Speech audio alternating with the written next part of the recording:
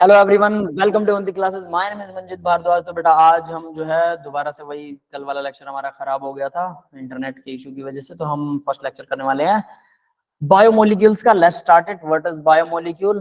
भाई इसकी बायोमोलिक्यूल और उसकी इंपॉर्टेंस पढ़ेंगे, ठीक है। Weight is 3%। न्यूमेरिकल और थ्योरी दोनों आते हैं। रीकैप में हम कुछ नहीं करने वाले हैं। तो देखो भाई, यहाँ बायोमोलिक्यूल्स क्या होते हैं? Carbohydrate, protein, vitamins, enzyme, nucleic acid, hormone, सब बायोमोलिक्यूल है। बायोमोलिक्यूल मतलब जो बड़े बड़े मोलिक्यूल्स होते हैं बायोलॉजिकल बॉडीज में, ऑर्गेनिक कंपाउंड्स के अंदर पाए जाते हैं, दैट आर बायोमोलिक्यूल्स। कार्बोहाइड्रेट क्या होता है? कार्बोहाइड्रेट पहले इसको बोलते थे hydrate of carbon. Hydrate of carbon का मतलब पानी के साथ कार्बन जुड़ा हुआ है ना। तो इसके एक्सेप्शन थे कुछ, जैसे रेमनोज है। रेमनोज जो है वो तो फॉर्मूला जो है वो does not fit into that formula, वो हाइड्रेट नहीं है। फिर एसिटिक एसिड है, वो कार्बोहाइड्रेट नहीं है बट उसका फॉर्मूला हाइड्रेट में फिक्स हो जाता है, ठीक है। तो इस वजह से ये फॉर्मूला तो फेल हो गया, ठीक है। नेक्स्ट हमने किया था भाई, कल थोड़ा बहुत याद होगा आप लोगों को, सुक्रोज तक हम पहुंचे थे। तो ग्लूकोज को डबल कर दो, उसमें से वाटर निकाल दो, सुक्रोज का फॉर्मूला आ जाएगा। हालांकि ग्लूकोज डबल नहीं होता है, ग्लूकोज के जैसा फॉर्मूला जैसा होता है फ्रुक्टोज का फॉर्मूला। फ्रुक्टोज और ग्लूकोज इन दोनों से मिलकर बनता है सुक्रोज। फॉर्मूला दोनों का सेम है, इसलिए डबल करके उसमें वाटर माइनस कर दो, है ना। अब आगे बढ़ते हैं जरा। तो नई डेफिनेशन क्या थी भाई? एल्डिहाइड और कीटोन होते हैं क्या? Sugar are aldehyde and ketone. याद रख लेना, sugars are aldehyde and ketone. Sugar aldehyde और कीटोन होते हैं, बस कुछ नहीं है। कीटोन एल्डिहाइड, लेकिन किस चीज के कीटोन एल्डिहाइड? पॉलीहाइड्रोक्सी, OH लगा होता है इनके साथ, इनके कार्बन की चेन के साथ में, पॉलीहाइड्रोक्सी एल्डिहाइड और कीटोन, ठीक है। या फिर वो इन कंपाउंड्स को, शुगर्स को जब आप हाइड्रोलाइज करते हैं, पानी देते हैं, तो टूटने के बाद ये लोग पॉलीहाइड्रोक्सी एल्डिहाइड या कीटोन बनाते हैं। That is it. समझ में आ गई definition? Only dihydroxy acetone is optically inactive. तो देखो भाई, सारे के सारे एक्टिव होते हैं, ऑप्टिकली एक्टिव कंपाउंड्स हैं, ये याद रख लेना। लेकिन डाईहाइड्रोक्सी एसीटोन, एसीटोन का डायग्राम बना रखा है, CH3CH3CO होता है। यहाँ पर अगर OH को हटाकर HH लगा दूं तो क्या बन जाएगा? एसीटोन बन जाएगा, है ना। तो ये जो एसीटोन है, ये एसीटोन जो डाई हाइड्रोक्सी, 2 OH लगा रखे हैं एसीटोन के साथ, तो ये वाला एसीटोन जो है वो इनएक्टिव होता है, बाकी सब एक्टिव होते हैं। Carbohydrate also called saccharides. देखो, कार्बोहाइड्रेट्स को सैकराइड्स भी बोलते हैं, जिसका मतलब होता है भाई शुगर। सैकराइड, सैक्रोन का मतलब है शुगर, इसलिए इनको सैकराइड्स भी बोलते हैं, ठीक है बेटा। ठीक कुछ ये ग्लूकोज कौन फ्रक्टोज सैकराइड के? सर क्या फर्क कह रहे क्या हो होता अमित है? बेटा? सर ग्लूकोज सुक्रोज और फ्रक्टोज में बेसिक फर्क क्या होता है? मतलब सेम है क्या तीनों? वो सब कुछ आएगा लेसन के अंदर आएगा, ठीक है। ग्लूकोज, फ्रुक्टोज और सुक्रोज तीनों का आएगा, नो वरी, स्ट्रक्चर भी करेंगे, ठीक है। आगे बढ़ते हैं। तो मोनोसेक्राइड्स देखिए भाई, मोनोसेक्राइड्स क्या होंगे? कार्बोहाइड्रेट्स हैं that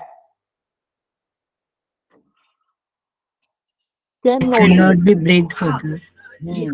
can not be further give simpler unit. Polyhydroxy aldehyde और कीटोन आर कॉल्ड मोनोसेक्राइड, ठीक है। जो इससे सिंपल नहीं देंगे, पॉलीहाइड्रोक्सी एल्डिहाइड और कीटोन बन गया, इससे सिंपल हाइड्रोलाइज उन्हें नहीं किया, जिन्हें आगे हाइड्रोलाइज ना किया जा सके, वो वाले कार्बोहाइड्रेट्स को मोनोसेक्राइड बोलते हैं। 20 मोनोसेक्राइड नोन है जो नेचर में होते हैं। ग्लूकोज, फ्रुक्टोज, राइबोज, ये सारे के सारे मोनोसेक्राइड्स ही हैं। आगे आपको ज्यादा बेटर समझ में आएगा। अब इसको करते हैं। तो मोनोसेक्राइड में देखिए क्या है, सबसे पहले एल्डिहाइड भी हो सकता है मोनोसेक्राइड, कीटोन भी हो सकता है। तो एल्डिहाइड का एक ग्रुप होगा और उसके अलावा या फिर कीटोन का एक ग्रुप। तो इनको बनाने का तरीका बहुत सिंपल है, अगर आप ध्यान दोगे। एल्ड्रो एल्डोट्रायोज, ठीक है। कीटोट्रायोज, देखिए अब जरा एल्डोट्रायोज और कीटोट्रायोज क्या है? ग्लिसरैल्डिहाइड जिसको बोलते हैं, ठीक है।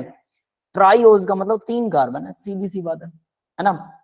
एल्डिहाइड है तो हम एल्डिहाइड, पहला तो एक एल्डिहाइड बनाएंगे, CHO 1 कार्बन ही होगा। फिर उसके बाद में यहाँ पर कार्बन लगा दिया, ठीक है। एक तरफ H, दूसरी तरफ OH, इस तरफ लगाते हैं ना, HOH। और फिर उसके बाद तीसरा कार्बन है, इसके साथ भी CH2 और OH। ये लास्ट वाला तो ऐसे लिखते हैं। समझ में आया भी सबको? Yes sir. ये ग्लिसरैल्डिहाइड है। एल्डिहाइड है, देखो सभी कार्बन के साथ OH लगा हुआ है, सभी के साथ 2 ही कार्बन है जिनके साथ OH है, और एक कार्बन ऐसा होगा या तो एल्डिहाइड होगा या कीटोन होगा। तो एल्डिहाइड की बात करें, ये बन गया ग्लिसरैल्डिहाइड। ग्लिसरैल्डिहाइड का मॉलिक्यूल याद रख लेना, बहुत इंपॉर्टेंट है। D और L कॉन्फ़िगरेशन में मैंने समझाया था, ये याद है सबको? Sir, डी और एल याद है कॉन्फिगरेशन सर। स्टीरियोकेमिस्ट्री में बताया था ग्लिसरॉल्डिहाइड क्या होता है और इसका डी और एल कॉन्फिगरेशन, बड़ा डी छोटा डी बता देते और है ना। उसमें इसी से बड़ा डी छोटा डी और बड़ा एल छोटा एल पॉजिटिव नेगेटिव, इसी से सर वही है ना डेक्स्ट्रो और लीवो। यस बेटा यस वही है, ठीक है।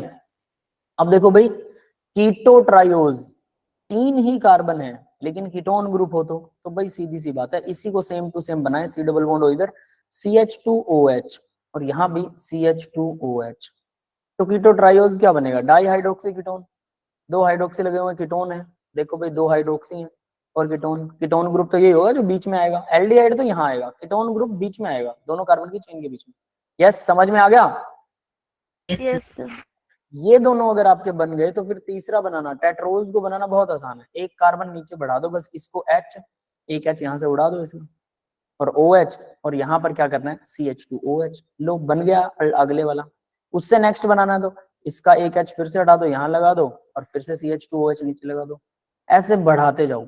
अब बात ये आती है, ये तो बना लेंगे हम, लेकिन H और OH को अगर हम पलट दे तो इधर लगाने की वजह लेफ्ट की वजह राइट लगा दे, बिल्कुल बहुत सारे इसके आइसोमर बनते हैं लेफ्ट राइट में, पहले को घुमाया दूसरे को घुमाया तीसरे को घुमाया तो बहुत सारे आइसोमर्स बनते हैं।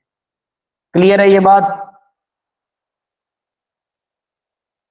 तो भाई देखो, एल्डो टेट्रोज को एरिथ्रोज बोलते हैं, राइबोज, ग्लूकोज, मैनोहेप्टोज। अब ये ग्लूकोज ऐसे ही नहीं है, ये जस्ट कॉमन एग्जांपल दे रखे हैं, इनके H और OH की लेफ्ट राइट में पोजीशंस को बदला जाता है, ये इनके एग्जांपल्स हैं। नोट कि ये सारे आइसोमर एक ही जगह दे सकता मतलब ही नहीं है, ये समझ में आई बात। तो ये जस्ट कॉमन एग्जांपल्स हैं, इनके बहुत सारे आइसोमर्स, ठीक है। तो भाई या ऐसे ही यहाँ कीटोन में इस चेन को बढ़ाते जाइए, यहाँ से H को बढ़ाते जाइए, चेन को बढ़ाते जाइए, ये भी बड़ी सारी चेन बन जाएगी। तो सर ये सारे मोनोसैकेराइड है। क्या बेटा, हाँ ये सब मोनोसैकेराइड्स हैं, सब एल्डोज कीटोज, ये contain ketone functional group, ketone और ये, ठीक है। क्लियर है। अब ये मॉलिक्यूल बना रहने दो या हटा दूं, मुझे ये बताओ।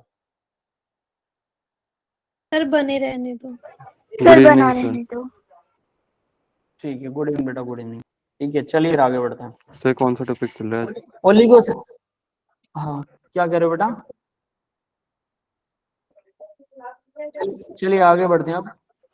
ओलिगोसैकेराइड, ओलिगोसैकेराइड क्या होता है, ओलिगो का मतलब है ए फ्यू, जैसे हमने मोनोसैकेराइड पढ़ा, एक ही मतलब उसमें क्या होगा, हाइड्रोलाइज करेंगे तो वो उससे ज्यादा नहीं टूटने वाला, दैट इज मोनोसैकेराइड। ओलिगोसैकेराइड होता है फ्यू, मतलब जब हाइड्रोलाइज करते हैं तो उसमें से हाइड्रोलाइज के ड्यूरिंग मोनोसैकेराइड्स निकलते हैं, कितने निकलते हैं, 2 से 10 निकल सकते हैं, उसको ओलिगोसैकेराइड बोलते हैं, 2 से 10 के बीच।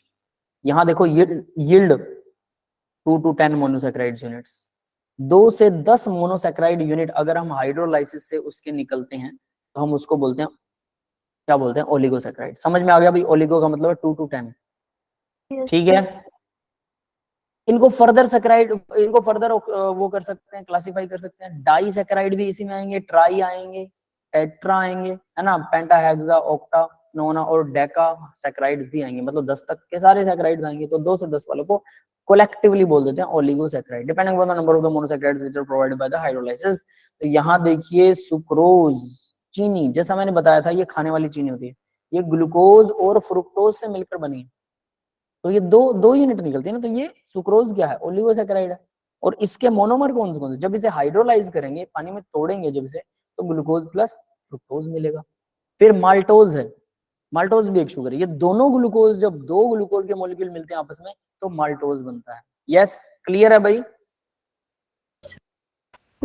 यस ठीक है आगे बढ़ते हैं बेटा अब, है ना, इतना अब आपको समझ में आ गया होगा कि ओलिगोसैकेराइड्स होते क्या हैं, ए फ्यू मॉलिक्यूल्स को। पॉलीसैकेराइड्स भाई जब बहुत बड़े मॉलिक्यूल हो जाए, मतलब 10 से ज्यादा होंगे obviously, yield large number of monosaccharides निकलते हैं, उसको बोलते हैं पॉलीसैकेराइड। जैसे कि एग्जांपल है स्टार्च, स्टार्च ग्लूकोज से मिलकर बना है, सेलुलोज भी ग्लूकोज से मिलकर बना है, ग्लाइकोजन भी ग्लूकोज से मिलकर, ये सारे ग्लूकोज के पार्ट हैं लेकिन अलग अलग तरीके से जुड़े हुए हैं। Polysaccharides are not sweet in taste, polysaccharide जो है वो टेस्ट में अच्छे नहीं होते हैं, ये याद रखिए, ये टेस्ट लेस होते हैं एक्चुअल में, तो बहुत इंपॉर्टेंट चीज है। ऊपर वाले शुगर तो शुगर जैसे, एग्जांपल ज्यादातर उसमें पाए जाते हैं, ग्रास वगैरह में। हाँ घास वगैरह, sir. घास, लकड़ी, देखो लकड़ी सेलुलोज है, घास सेलुलोज से मिलकर बना है ना। स्टार्च क्या होता है, हमारे चावल को जब हम धोते हैं उसका जो पानी सा निकलता है, प्योर चावल की बात कर रहा हूँ, पॉलिश वाले की नहीं, यस जब वो सर। वाटर होता है उसमें वाटर में सफेदी सी आ जाती है, सफेद सफेद पाउडर, जो चावल से झड़ता है, प्योर चावल, पॉलिश वाला नहीं, उसी को बोलते हैं स्टार्च। वो स्टार्च ही होता है। आलू को काटते हो, काट के आलू को उसके ऊपर से फिंगर को पास आउट करो, उसको सुखा लो, ड्राई कर लो, व्हाइट कलर का पाउडर Yes. निकलेगा, वो भी स्टार्च होता है। क्लियर है? स्टार्च Yes, समझ में आ sir. गया होगा। सेलुलोज का मतलब लकड़ी है, सीधी बात। Cellulose is nothing, it is only and only wood. Polysaccharides are not sweet in taste. Polysaccharides taste में स्वीट नहीं होते, ये सारे के सारे जो ना ये टेस्टलेस से होते हैं। आलू खा लो, कच्चा आलू अच्छा नहीं लगेगा ना। उसके अलावा स्टार्च वो आलू के अंदर ही होता है। सेल्यूलोज लकड़ी तो हम खा ही नहीं सकते, खाएंगे तो उसका टेस्ट, कुछ लोग लकड़ी नहीं खाते कुछ बच्चे, लेकिन क्या बोलते हैं उसको, बुक के पेज फाड़ के खाते रहते हैं, है ना, कुछ है ऐसे अपने में सर यशवी कोई? नहीं सर। सर ये यशवी पागल, सर ये पागल मेरे को क्यों फंसा रहे हैं? लैक्टोज ओलिगोसैकेराइड्स का एग्जांपल है। गैलेक्टोज है, लैक्टोज है। लैक्टोज मिल्क होता है, ओलिगोसैकेराइड का एग्जांपल है। हाँ बेटा, ठीक है। आगे देखिए, मोनोमर ही है वो, ओलिगोसैकेराइड भी नहीं है। लैक्टोज नहीं, मोनोमर नहीं, डाइमर है। ठीक है, आगे देखते हैं। तो देखो सेलुलोज मतलब लकड़ी है, सीधी सी बात है। तो हम देखेंगे लकड़ी में भी ग्लूकोज की मिलकर बनी है। ग्लाइकोजन ये हमारी बॉडी के अंदर स्टार्च जिस फॉर्म में जमा होता है, वो ग्लाइकोजन की फॉर्म के अंदर जमा होता है। Hence they are also called non sugar. इनको नॉन शुगर भी बोलते हैं। नॉन शुगर क्यों बोलते हैं? क्योंकि इनमें शुगर नहीं होती, ये टेस्ट में अच्छे नहीं होते। पोली वाले क्यों नहीं अच्छे होते? क्योंकि मोर देन वन जब यूनिट जुड़ जाती है तो उनका टेस्ट खत्म हो जाता है भाई। ठीक है, बड़ी यूनिट्स का टेस्ट खत्म हो जाता है। वही बात है, जब थोड़ी बहुत मिठाई हो घर में, एक छोटा सा रसगुल्ला पड़ा हो और घर में मेंबर हो 10-15, वो मिठाई ज्यादा अच्छी लगती है। कर रिवर्स कर दो, पूरा पतीला भरा पड़ा है रसगुल्लों का ना, बड़ा सारा, कोई थाल बड़ा सा है ना, 100-150 किलो, और आदमी आप अकेले ही हो। जैसे हलवाई, हलवाई रोज रसगुल्ले देखता है, रोज रसगुल्ले खाता है। सर उनका तो अब खाने का देखो मन भी नहीं करता। वो खाता ही नहीं है ना, वैसा ही कुछ यहाँ पर सर है। मतलब तो देख के ही मन भर जाएगा। आज 20 दिनों के लिए मेरा काफी बैकलॉग बन गया है। अब डर लग रहा है जनवरी वाला अटेम्प्ट में कोई बात नहीं, जनवरी वाला अटेम्प्ट करना। जो भी बैकलॉग है धीरे धीरे पढ़ते रहिए। मैं सिर्फ आप लोगों को पीछे क्या करवा रहा था, अब ये बायोमोलिक्यूल शुरू हुआ है, 2 दिन में 3 दिन में मैक्सिमम चलेगा। तो मैं पीछे क्या करवा रहा था बता देता हूँ। पीछे मैं आपको लोगों को करवा रहा था प्रीवियस ईयर क्वेश्चंस। तो प्रीवियस ईयर क्वेश्चन में ज्यादा नुकसान कभी नहीं होता, प्रैक्टिस का नुकसान होता है। तो आप अटेम्प्ट तो कर ही सकते हो, आप प्रैक्टिस तो घर बैठ के मेरे 2 लेक्चर के बराबर पीडीएफ चेक करो, 2 लेक्चर के बराबर 1 घंटे में आराम से निकाल सकते हो अगर अच्छे से कोशिश करो, है ना। मैं समझाने में भी टाइम लगाता हूँ, आप लोगों को फटाफट करना है। अगर आपको थोड़ा बहुत कुछ आता है, बिल्कुल नहीं आता तो फिर वीडियो देखना पड़ेगा। चलिए आगे बढ़ते हैं। तो पॉलीसैकेराइड आपको समझ में आ गया, जिनको हाइड्रोलाइज करने पर मोर देन 1 यूनिट यूज होती है। तो द कार्बोहाइड्रेट में also be classified as either reducing और नॉन रिड्यूसिंग। ये बहुत इंपॉर्टेंट है, कार्बोहाइड्रेट को रिड्यूसिंग और नॉन रिड्यूसिंग में भी क्लासिफाई करते हैं, आइदर रिड्यूसिंग और नॉन रिड्यूसिंग शुगर्स। कैसे? रिड्यूसिंग क्या होते हैं, नॉन रिड्यूसिंग क्या होते हैं? जो टोलन रिएजेंट से रिड्यूस हो जाते हैं वही है टोलन और फैलन रिएजेंट। तो ये देखिए, reduced falling solution and tolling reagent, ये रिड्यूसिंग शुगर्स है। ठीक है, ऑल मोनोसैकेराइड इसका और मतलब डाई, क्या होता है? सारे के सारे मोनो और डाई जो होते हैं, all mono and di in which aldehyde and ketonic group are free. ये एल्डिहाइड और कीटोन ग्रुप फ्री होता है, ये मैं आपको बताऊंगा फ्री कैसे होता है। बिहेव एज रिड्यूसिंग एजेंट, तो बिहेव एज रिड्यूसिंग शुगर, ये रिड्यूसिंग शुगर होते हैं। देखो एल्डिहाइड और कीटोनिक ग्रुप के ऊपर ही क्या होता है भाई, टोलन और फैलिंग सॉल्यूशन क्या करता है, अटैक करता है। ठीक है, अगर इनको ये अटैक करने को मिल गया तो ये उस शुगर को क्या कर देगा, रिड्यूस कर देगा। ये समझ में आया? टॉलन रिएजेंट तो एल्डिहाइड के लिए होते हैं Yes. ना? क्या बेटा? सर फैलिंग और टॉलन रिएजेंट तो सिर्फ एल्डिहाइड के लिए हाँ, होते हैं ना? लेकिन सुनिए, बिल्कुल होता है, लेकिन इसके अंदर क्या होता है, साइक्लिक फॉर्म दिखाएगा ना जब एल्डिहाइड और कीटोनिक ग्रुप, जब वहां पर उसका बॉन्ड वीक हो जाता है तो ये दोनों के दोनों इसको रिड्यूस कर सकते हैं, एल्डिहाइड और कीटोनिक यहाँ पर कर सकते हैं। ठीक है, एग्जाम्पल Reduce करने का मतलब क्या, ब्रेक डाउन हो जाएंगे? हाँ, रिडक्शन का मतलब क्या, ऑक्सीजन को हटा के हाइड्रोजन जुड़ जाएगा यार, OH जुड़ जाएगा बस, और कुछ नहीं होने वाला, ब्रेक नहीं होगा। रिडक्शन का मतलब हाइड्रोजन जुड़ेगा यहाँ पे। ग्लूकोज, फ्रुक्टोज, मेल्टोज, लैक्टोज, जब इसका रिडक्शन देखेंगे तब आपको समझ में भी आएगा टोलन फैलिंग रिएजेंट भी ऐसा कर सकते हैं। एल्डिहाइड के साथ तो कर सकते हैं, कीटोनिक ग्रुप के साथ भी ऐसा कर सकते हैं। बिहेव एज रिड्यूसिंग शुगर, तो ये रिड्यूसिंग शुगर की तरह बिहेव करते हैं भी। ग्लूकोज, फ्रुक्टोज, मेल्टोज एंड लैक्टोज ये इसके एग्जांपल हैं। मतलब सारे मोनोसैकेराइड और डाइसैकेराइड, बस ये याद रख लेना भाई, ये याद रखने वाली चीज है। सारे मोनोसैकेराइड और डाइसैकेराइड सब के सब ये सारे के सारे रिड्यूसिंग होते हैं। तो पॉलीसैकेराइड नॉन रिड्यूसिंग, याद रख लेना, यहाँ पर पॉलीसैकेराइड के बारे में भी आएगा, non reducing sugar. They don't reduce, ये रिड्यूस नहीं करेंगे टोलन और फैलेंज सॉल्यूशन को। पॉलीसैकेराइड, जितने भी पॉलीसैकेराइड हैं, एंड डाइसैकेराइड, और वो डाइसैकेराइड जिनके अंदर एल्डिहाइड कीटोनिक ग्रुप जो है वो bonded are bonded behave as non reducing sugar, bond बना हुआ हो पहले से उनके बीच में, तो वो क्या होंगे, अगर देखो यहाँ एल्डिहाइड को भी नहीं कर पा रहा हो, ठीक है, अगर उनके बीच में ऑक्सीजन पहले से बाइंडेड हो किसी के साथ, जैसे कि सुक्रोज, सुक्रोज हमारी चीनी है, स्टार्च, स्टार्च भी पता है आपको, ग्लाइकोजन भी पता है, तीनों बता चुका हूँ। यस, क्लियर है बेटा? Yes sir. सर ठीक, ठीक है। तो अब हमने कुछ कुछ चीजें कर ली, तो मेरे को रिपीट करो, क्या पढ़ा आप लोगों ने? कोई रिपीट करेगा क्या?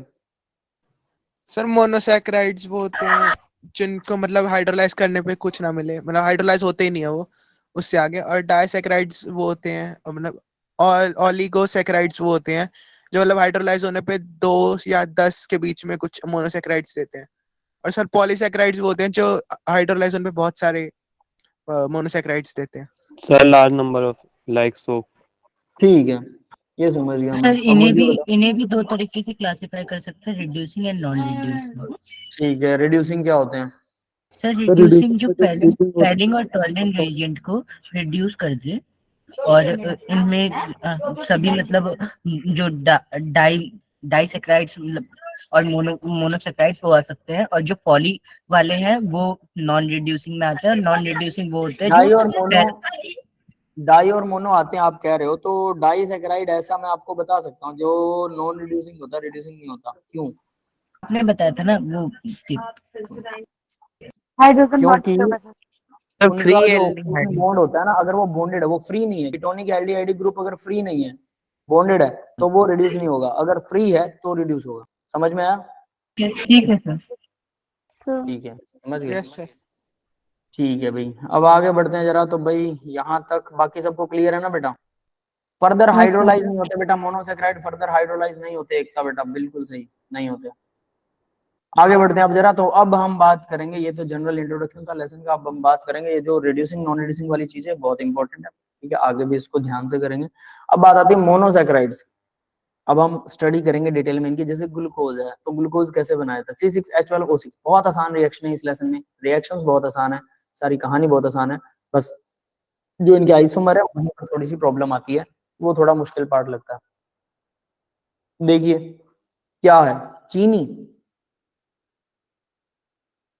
क्लियर है?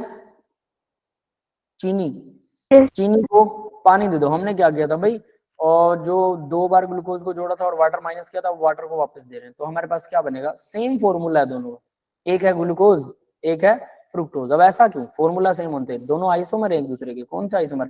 ये होता है एल्डिहाइड, ये एल्डिहाइड है, यस, और ये होता है कीटोन। समझ में आ गया बेटा? Yes. तो एल्डिहाइड और कीटोन, बस इसका डिफरेंस होता है दोनों में। तो भाई दोनों एक दूसरे का आइसोमर है, तो एक का नाम है ग्लूकोज, एक का नाम है फ्रुक्टोज। अब देखो ये जो फ्रुक्टोज है ना, ये है असली जड़ इसकी, शुगर की, जो हम कल बात कर रहे थे कि शुगर होता है, तो वो जो शुगर है वो किस वजह से होता है? फ्रुक्टोज की वजह से। चीनी में, सुक्रोज में फ्रुक्टोज होता है, हमारी बॉडी में जाता है ना जब ये चीनी, तो 2 टुकड़ों में टूटता है। एक ग्लूकोज, ग्लूकोज हमारे लिए ठीक ठाक है, बुरा नहीं है, लेकिन जो फ्रुक्टोज है वो बहुत बुरा है, और यही हमें ज्यादा तकलीफ देता है। अब हम बात करेंगे, बहुत सारे फ्रूट्स होंगे, फ्रुक्टोज फ्रूट्स में होता है, अब आप कहेंगे सर फ्रुक्टोज तो बहुत बुरा था और यही वो फैलाता है, तो फिर फ्रुक्टोज फ्रूट में क्यों है? और फ्रूट वाला क्या शुगर नहीं फैलाता? जिसको शुगर होगी उसके लिए तो फ्रूट भी जहर जैसा है, लेकिन जिसे नहीं है उसके लिए फ्रूट सही है, और इसको सिंथेटिक खाना बहुत गलत है। सिंथेटिकली फ्रुक्टोज खराब बहुत सर करता है। जिसको शुगर है उसको तो नॉर्मल फ्रूट तो सही है ना, वो तो नेचुरल है। देखो मीठा फ्रूट उसको भी डॉक्टर मना करते हैं, आम खाने से डॉक्टर मना करते हैं, बनाना खाने से डॉक्टर मना करते हैं, चीकू खाने से डॉक्टर मना करते हैं, जिनमें ज्यादा टेस्ट, ज्यादा मीठा होता है, ज्यादा मीठे फ्रूट, याद रख लेना। एप्पल खा लो कोई बात नहीं, कुछ और इधर उधर की चीजें हैं, पपीता खा सकते हो, और जो बाकी एक क्या कीवी वगैरह खा सकते हो, खट्टे सिट्रस फ्रूट खा सकते हो, लेकिन अंगूर खाना मना है, अंगूर में बहुत सारा फ्रुक्टोज होता है ना, उनको डॉक्टर मना करते हैं। भी हाई लेवल का है तो मना करते हैं, वरना गोली खाओ। और अगर लो लेवल का है तो कोई दिक्कत नहीं है, फिर आप फ्रूट्स खाइए, बहुत अच्छी बात है। चीनी मत खाइए, चीनी मत खाइए, फ्रूट्स खाइए, नेचुरल खाइए, सिंथेटिक नहीं। हालांकि चीजें सेम दिखाई दे रही हैं बट अंदर बहुत कुछ गड़बड़ होता है। ठीक है, क्लियर है बेटा? अब बात करते हैं सुक्रोज जो होता है वो सुक्रोज के अंदर से सर क्या बेटा? सर मैं कह रहा हूँ अगर सुक्रोज के अंदर से हम फ्रक्टोज हटा सकते हैं ताकि वो खाने हाँ, लायक बन जाए। ग्लूकोज हटा के अकेला ग्लूकोन डी नहीं आता, ग्लूकोन डी टेस्ट में अच्छा नहीं होता। देखा आपने ग्लूकोन डी खाया कभी? डॉक्टर के पास पड़ा ये होता, यस सर। वो टेस्ट Yes, में sir. इतना मीठा नहीं होता जितना चीनी मीठी होती है। तो वो उसको खाओ, तो उसको चाय में मिला के पियोगे, वो एक तो महंगा मिलेगा, इसकी वजह गुड़ डाल लो यार, बात ही खत्म है, क्यों टेंशन लेनी सही है, है। गुड़ सस्ता आता सर बेकार लगेगा सर खाने में। है ना। चीनी और चाय गुड़ में वाली, गुड़? हाँ चाय में गुड़ वाली चाय आती है, गुड़ चाय हाँ, के लिए अच्छी स्पेशल होगी। गुड़ आता सब है। गुड़ वाली चाय सर बेस्ट होती है। सर मैंने सर पी पहले रखी एक है बात यूज गुड़ याद वाली। रखना, यस सर, सुनो पहले सुनो, यूज होते थे, चाय का गुड़ जो है बड़े ना वो बूढ़े पीते अलग थे। आता है बेटा। एक बात याद रखना भी, जिसने पूछा चाय का गुड़ अलग आता है, खाने वाला अलग, चाय वाला अलग, ऐसा क्यों? क्योंकि खाने वाले गुड़ में केमिकल ज्यादा होता है, चाय वाले गुड़ में केमिकल मिनिमम होता है। वैसे वो अच्छा है, क्यों? क्योंकि अगर आपने दूध में, उबलते हुए दूध में या दूध में पानी डाल रखा और उसके अंदर गुड़ डाल दिया, तो दूध को वो केमिकल क्या करेगा, उसको फाड़ देगा और वो खराब हो हाँ सर। जाएगी चाय। तो ऐसा नहीं कि यस जो सर खा रहे हो डायरेक्ट वही डाल दो, ऐसा मत करना, थोड़ा अलग। ठीक है, टेस्ट अच्छा हो जाता है। चाय चाय गाढ़ी हो जाती है गुड़ वाली, मीठी ज्यादा नहीं बनती, तो नेक्स्ट टाइम उसको और ज्यादा गुड़ डालने की जरूरत नहीं, वो थोड़ी थोड़ी सी फीकी लगती है जिनको चीनी वाली चाय पीने की आदत है, लेकिन बहुत ठीक है, वो उसके मुकाबले बहुत ठीक है। सर केमिकल समझ कैसे आ जाएगा? मतलब ये तो ऐसे बनता है ना गन्ने से ही, नॉर्मल प्रोसेस गन्ने है, से तो बनता है, केमिकल। उसको गन्ने से बनता है, उसको साफ किया जाता है ना, गन्ने के जूस में बहुत सारे वो ऊपर खोई बोलते हैं उसको, खोई। ठीक है, हमारी यस साइड में सर खोई बोला जाता है, उसको हटाने के लिए केमिकल डाला जाता है। उसके अंदर उसका जो भी कचरा वगैरह होता है ना गन्ने के जूस में, वो सारा ऊपर से निथार लिया जाता है, इसको यूं कह सकते हो, डीकैंडेशन किया जा सकता है। तो उस हाँ डीकैंडेशन की प्रोसेस के लिए उसमें केमिकल मिलाया जाता है, वो केमिकल ज्यादा होगा तो वो हमारे दूध को फाड़ देगा, दैट इज वाई। क्लियर है सही है। है यस ना? सर केमिकल से ही बनता है गुड़, लेकिन कम होता है केमिकल। और चीनी को साफ करने के लिए, मतलब वही, वो भी तो चीनी से बन रही है, वो कल वाली बात कर दी आपने ना, वो पत्थर बना के, ईंट बना के सिर में मारो, है ना। चीनी भी तो उसी से बन रही है, फिर क्या सर चीनी खा लें, वो क्या दिक्कत है? तो भाई इसके सफाई में और इसकी जो प्रोसेसिंग में जो केमिकल यूज होते हैं वो खतरनाक होते हैं। इवन मतलब हड्डियों का ट्रीटमेंट, हड्डियों से भी ट्रीटमेंट किया जाता है चीनी को और बिल्कुल व्हाइट करने के लिए। देख लो, जो नॉनवेज नहीं खाते हैं उनको भी नॉनवेज खिलाया जाता है, चिंता मत करो, बिल्कुल व्हाइटनेस लाने के लिए हड्डियों से भी ट्रीट करवाया जाता है। ठीक है, हड्डियों का चारकोल, उसके ऊपर से चीनी को वेपर बना के हड्डियों के चारकोल के अंदर से पास करते हैं, क्योंकि हड्डियों का जो चारकोल होता है वो अच्छा एब्जॉर्बेंट होता है। तो चीनी में येलोइशनेस होती है, हल्की सी येलो होती है चीनी, उस येलोपन को खत्म करने के लिए चीनी में से उसको बिल्कुल व्हाइट बनाने के लिए हड्डियों के चारकोल में से पास आउट किया जाता है, तब वो। तो सर शुगर जो है नॉनवेज में आएगी? अरे नहीं आएगी यार, वो दवाइयां भी ऐसे बनती है, नॉन वेज कैसे होगा? वही वही बात कर रहे हो ना वो, कि डॉक्टर साहब मैं अंगूर खा सकता हूँ, डॉक्टर साहब मैं पानी पी सकता हूँ, डॉक्टर हाँ साहब मैं वो गर्म करके खा सकता हूँ। भाई जब प्रोसेस हो गया ना तो वो नॉन वेज में नहीं आता, प्रोसेसिंग के बाद मोलिक्यूल एटम कंपाउंड बदल जाते हैं।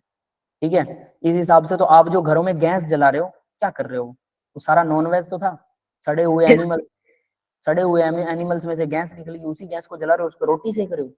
वाह, ऐसा हाँ क्या? सर, ऐसे देखेंगे तो बिल्कुल कुछ और नहीं है वेजिटेरियन इस दुनिया में। पॉसिबल नहीं, ये वो प्रोसेस हो चुका है, उसके मॉलिक्यूल टूट चुके हैं, वो एनिमल नहीं रहा बेटा। ठीक है, डायरेक्ट एनिमल खाना वो एक अलग चीज है, और अगर आप उसको प्रोसेस करके उसके सारे एनिमल्स को अलग कर देते हो, उसमें से अलग अलग एनिमल, अलग अलग सॉरी मॉलिक्यूल्स अलग अलग हो जाते हैं, तो वो टूट गया। जैसे नेचर में क्या होता है कि कोई मर जाता है, तो मरने के बाद कोई एनिमल वगैरह वो मिट्टी में मिल जाता है, थोड़े दिन बाद कीड़े वीड़े लगते सड़ बढ़ के, अब मिट्टी में मिल गया, तो अब आप उस मिट्टी में कुछ उगाओगे तो वो नॉन वेज हो गया?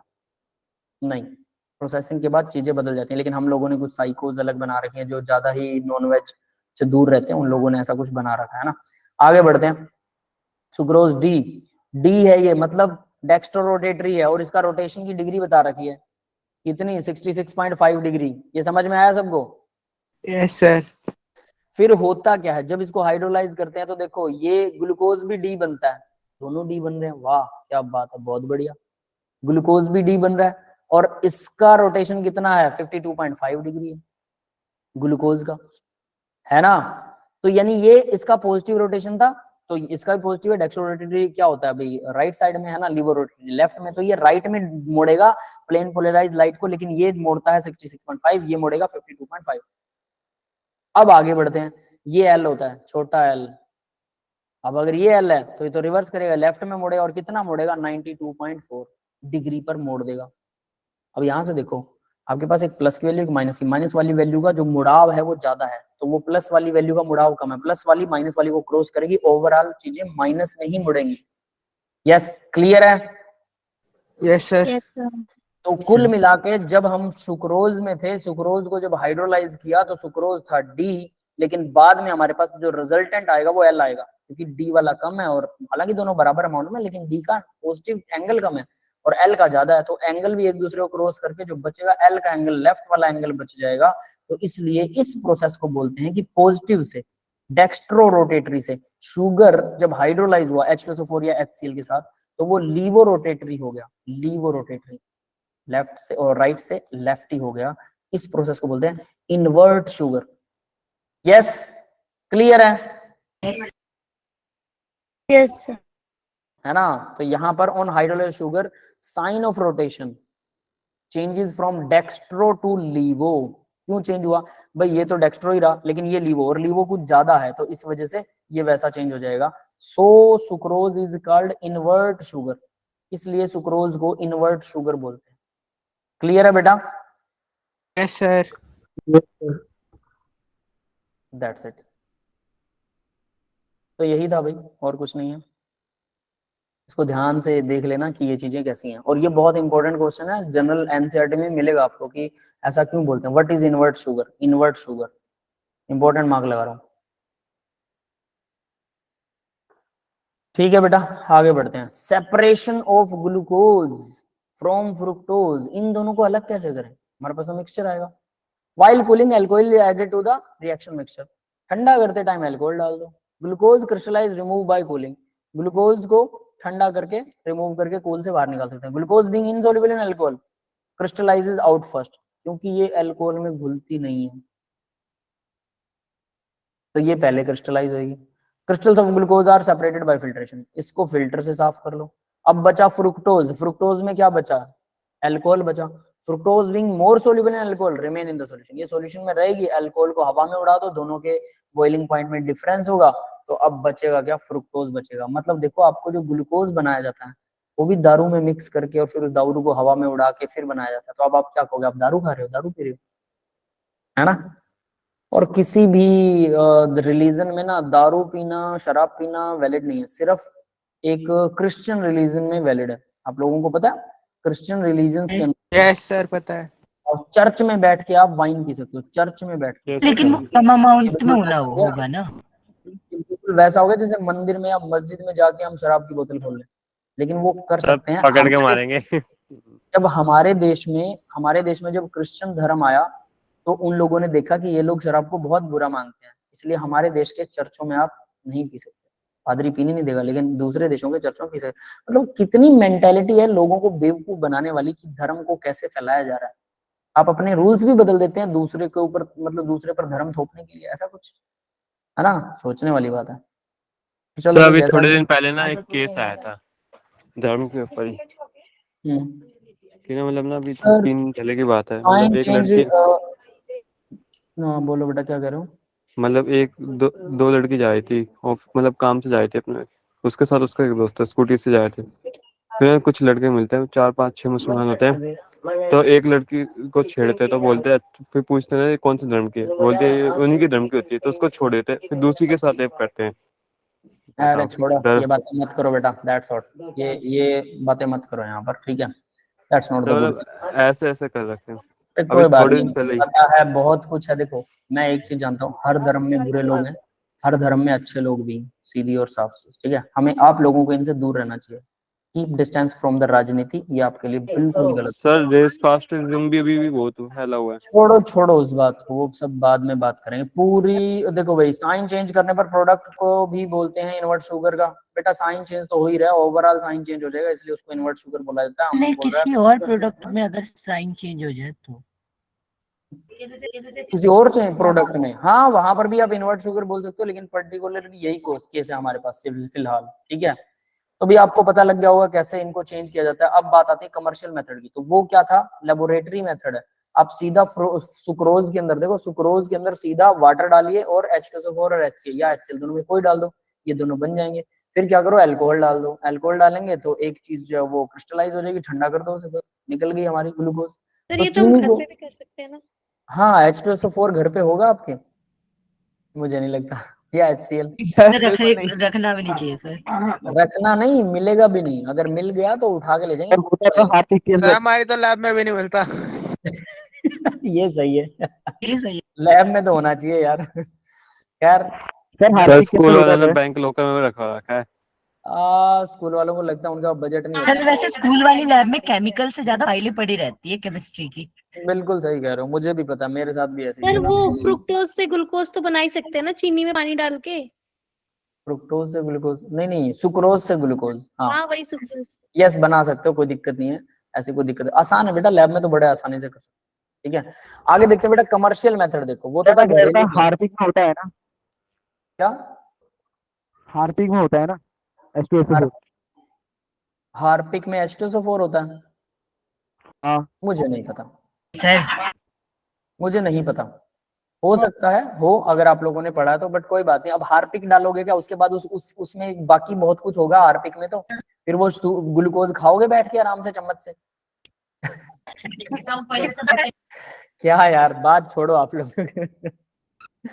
है ना, बनी बनाई मिलती है, सस्ती मिलती है, ज्यादा महंगी नहीं है, बाजार से ले लो। ठीक है, ज्यादा नहीं ठीक सोचो। है सर।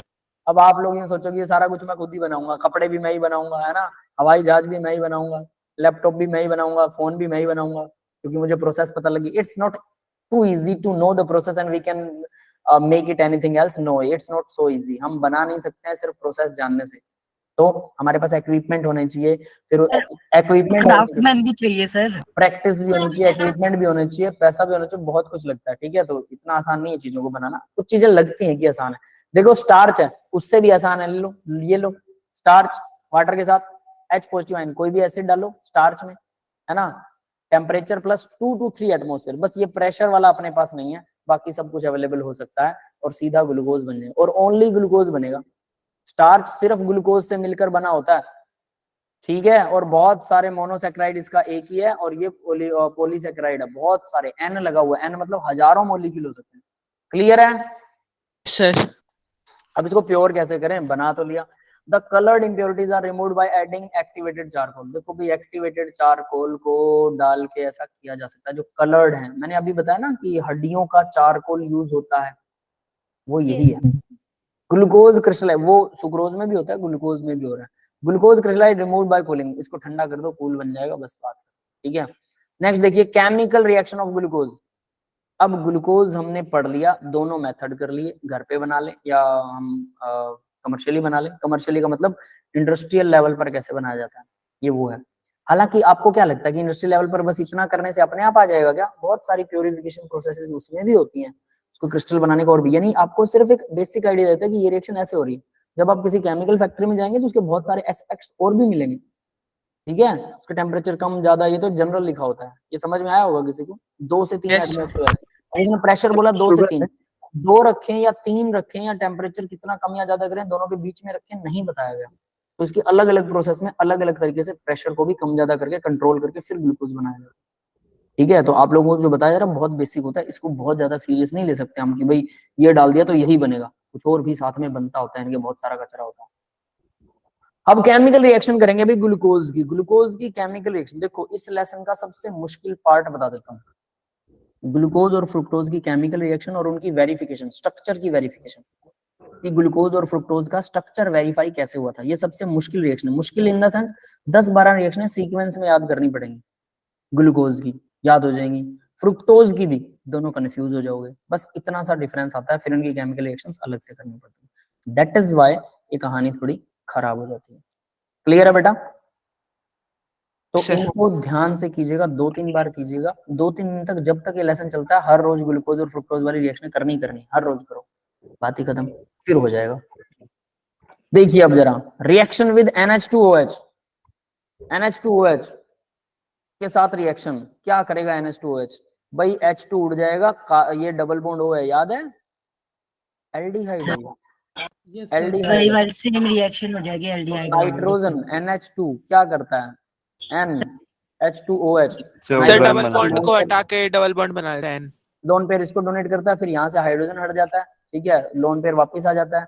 उसके बाद जैसे ये वापस आएगा, अब ये एक और हाइड्रोजन को रिमूव कर देगा और इसी के साथ डबल बॉन्ड बना देगा, मतलब इसी कार्बन के साथ फिर से लोन पेयर डोनेट कर देता है, और यहाँ से जो H था वो इसके साथ चला गया, OH यहाँ से रिमूव हो जाएगा, इसके साथ डबल बॉन्ड बन जाएगा। प्रोसेस और मैकेनिज्म भी हमने कर रखा है, ये याद है, यस कैसे सर। कर रखा है, ठीक है, एल्डिहाइड नहीं कर रखा था। ठीक है। तो ग्लूकोज ऑक्साइम बनेगा, हाइड्रोक्साइम होता है भाई ये, डबल बॉन्ड NOH, इसको हाइड्रोक्साइम बोलते हैं, ठीक है। तो H2 उड़ेगा, डबल बॉन्ड O उड़ेगा, बाकी CH ऐसा कैसा लगा हुआ है, हाइड्रोक्साइम बन गया, ग्लूकोज हाइड्रोक्साइम, ठीक है। अब कैसा है ग्लूकोज असलियत में, आपने ये तो पढ़ लिया, लेकिन एक्चुअल में उसका हमने बोला था ना CHO मतलब एल्डिहाइड या कीटोन होता है, ठीक है, विद हाइड्रोक्सी ग्रुप, है ना। तो HOH यहाँ लगेगा, OH यहाँ लगेगा H, जो तीसरा कार्बन है, अब याद रख लेना, मैं स्ट्रक्चर बता रहा हूँ, तीसरा कार्बन का H और OH पलट जाता है, बस इतना, क्लियर है बेटा। 4 5 और ये छठा CH2OH आएगा, बस इतना ही होता है ग्लूकोज का स्ट्रक्चर। बाकी सारे OH लगाओ एक साइड, ठीक है, तीसरा कार्बन का H और OH अलग है, बाकी सबके एक साइड है। हाँ भाई, क्लियर है ये सबको? Yes sir.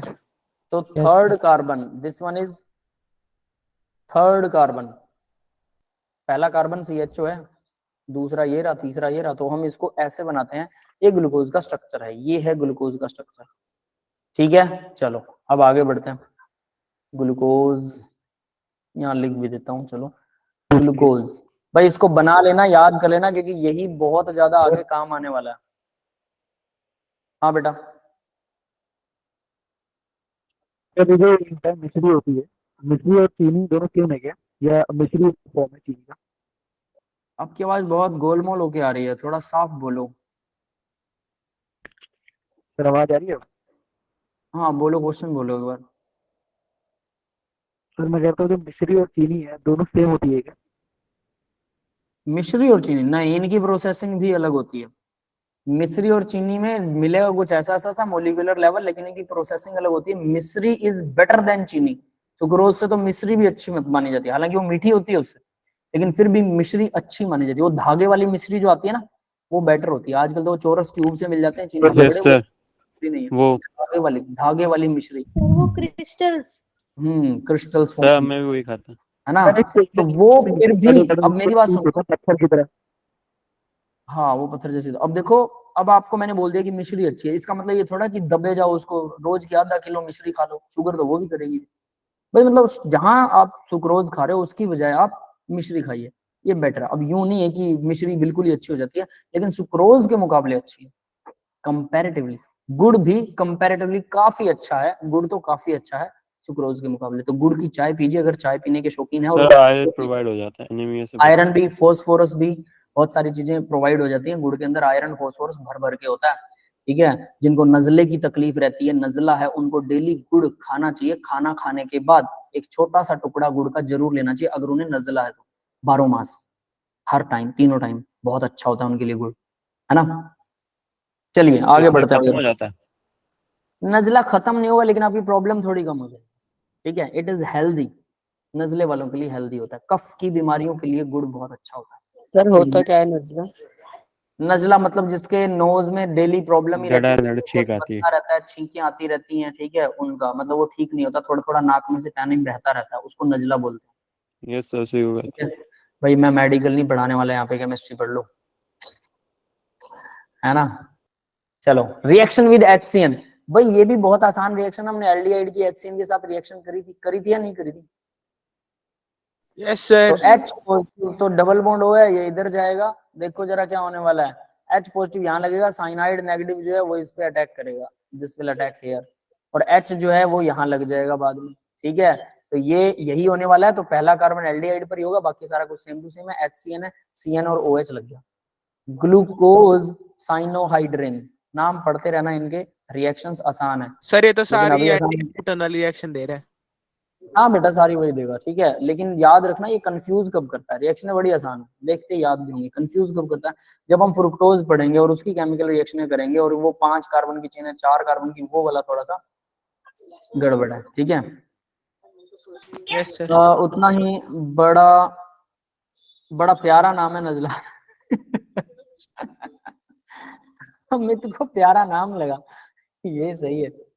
अच्छा बोल रहा उतना ही लगा घातक है। कोई चीज होगी। चलो सही, आप लोगों ने पहली बार सुना होगा, है ना, हर लैंग्वेज में अलग अलग बोलते हैं इसको, ठीक है। नेक्स्ट देखिए C, oxidation, oxidation of glucose 6 carbon carboxylic acid gluconic acid indicate the carbon is present at the aldehyde group. तो देखो ये बोल रहा है carbonyl is present at the aldehyde group, मतलब ये ऑक्सीडेशन बताती है, जब हम इसका ऑक्सीडेशन करते हैं तो क्या होता है, oxidation of glucose to 6 carbon carboxylic acid gluconic acid में कन्वर्ट करते हैं हम इसे। जब इसका ऑक्सीडेशन करवाते हैं और KMnO4 के साथ ऑक्सीडेशन करवा दो तो हमारे पास 6 कार्बन कार्बोक्सिलिक एसिड वाले कार्बन बन जाते हैं, और ये इंडिकेट करता है कि कार्बोनाइल ग्रुप जो present as an aldehyde group, carbonyl group C double bond O जो ग्रुप होता है वो एल्डिहाइडिक था, एल्डिहाइडिक ना कि कीटोनिक।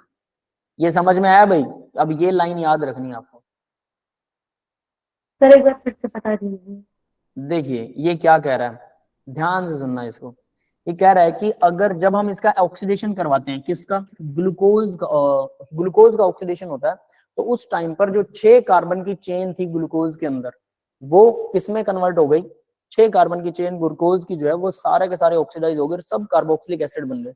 अगर उसमें कीटोनिक ग्रुप होता तो ऐसा नहीं होता।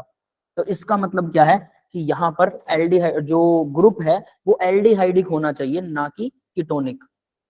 समझ में आया? Yes sir. ठीक है, तो अब इसका कोई मॉलिक्यूल बना सकता है? जस्ट ट्राई इट यार, कि उसका मॉलिक्यूल बना के दिखाओ मुझे, सर ग्लूकोनिक एसिड का। ग्लूकोनिक एसिड का मॉलिक्यूल ट्राई करो, बना सकते हो तो। बना सेम तो है। कैसे सर सामने दिख तो रहा है। बस। बना हुआ है? अरे बना रखा है यार इन्होंने, और तेरी यस की। सर। मुझे लगा कि बना ही नहीं रखा है। ठीक है, नीचे रिएक्शन नहीं देख पाया मैं, ठीक है। तो देखिए भाई नीचे हमारे पास ऑलरेडी बना हुआ है, तो हम उसको देखते हैं जरा। CHO है ब्रोमीन वाटर के साथ, अरे ये थोड़ा है यार, 6 कार्बोक्सिलिक एसिड वाले ग्रुप मिलेंगे ना ग्लूकोनिक एसिड, बट ये तो अच्छा एक में ही छठे कार्बन एक में छठे पे होता है सर वो। छठे कार्बन पर है, 6 के 6 नहीं, 6th कार्बन होना चाहिए, है ना, ग्लूकोनिक एसिड ये है, 6th कार्बन पर कार्बोक्सिलिक एसिड बनेगा, मतलब इस कार्बन पर कार्बोक्सिलिक एसिड बन रहा है, बीच में कहीं नहीं बन रहा। ब्रोमीन वाटर के साथ में भी ऑक्सीडेशन करवा सकते हैं, ऑक्सीडेशन KMnO4 के साथ भी, ब्रोमीन वाटर के साथ भी हो रही है। अब ये याद रख लेना, यहाँ ब्रोमीन वाटर के साथ ऑक्सीडेशन होती है तो पहला कार्बन कार्बोक्सिलिक एसिड बनता है, इसका मतलब ये है कि ये एल्डिहाइड ग्रुप था, अगर कीटोन होता तो ऐसा ना होता। समझ में आया? तो aldehydic group present in the glucose molecule, ये प्रूव होता है इस रिएक्शन से। इसलिए इस रिएक्शन को रट्टा मारना पड़ेगा कि अगर कोई पूछता है कि ग्लूकोज में एल्डिहाइडिक ग्रुप होता है, कैसे प्रूव करोगे, सीधा कि उसका ऑक्सीडेशन करवाएंगे, फर्स्ट कार्बन पर ऑक्सीडेशन होता है तो इसलिए ये फर्स्ट कार्बन पर ही एल्डिहाइडिक ग्रुप था, क्योंकि ऑक्सीडेशन एल्डिहाइड के साथ ही पहले होगा। क्लियर है? Yes sir. Yes sir. जब यस सर। जब फ्रुक्टोज को करवाते हैं तो सेकंड कार्बन वाला कार्बोक्सिलिक एसिड बनता है, बस ये डिफरेंस है। आगे देखो ऑक्सीडेशन बाय टोलन रिएजेंट, तो टोलन रिएजेंट के साथ में ऑक्सीडेशन और फैलिंग सॉल्यूशन और बेंडिक सॉल्यूशन तीनों के साथ में करवा रखी है। तो देखो टोलन रिएजेंट के साथ में इसके साथ भी ग्लूकोनिक एसिड बनता है, वही है ऑक्सीडेशन प्लस सिल्वर मिरर, ये तो पता ही सबको, सिल्वर मिरर बनता है टोलन में। फैलिंग या बेनेडिक सॉल्यूशन के अंदर क्या होता है, इसमें भी ग्लूकोनिक एसिड जरूर बनेगा प्लस रेड प्रेसिपिटेट बनेंगे सुपरस ऑक्साइड के, मतलब इसमें एल्डिहाइड ग्रुप था भाई, सीधी बात। क्लियर है सबको? Yes sir. ये रिएक्शन ना एल्डिहाइड कीटोन कार्बोक्सिलिक एसिड में हो चुकी है, याद रख लेना। कहीं आपको लग रहा है कि मैं फास्ट चल रहा हूँ, याद होनी चाहिए ये सबको। याद है? याद है सर। ठीक है। याद है yes sir. Sir. Oxygen of glucose of 6 carbon containing di carboxylic acid indicate the presence of primary alcohol group. अब ये देखो जरा, ग्लूकोज टू 6 कार्बन आएगा यहाँ पर containing di carboxylic acid. Di carboxylic acid कहाँ बनता है अभी, indicate the presence of primary alcoholic group.